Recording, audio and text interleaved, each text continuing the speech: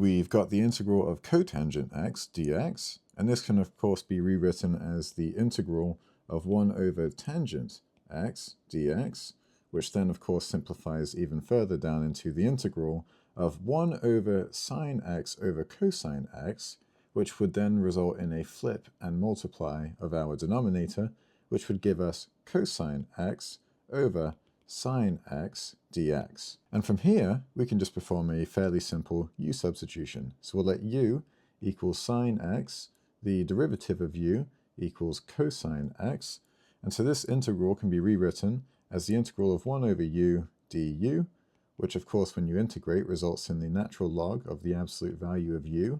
In this case, with a indefinite integral, we'll have to add a constant at the end. Finally, resubstituting our u back in, we get the natural log of the absolute value of sine x plus that constant. And this is the final solution of our integral.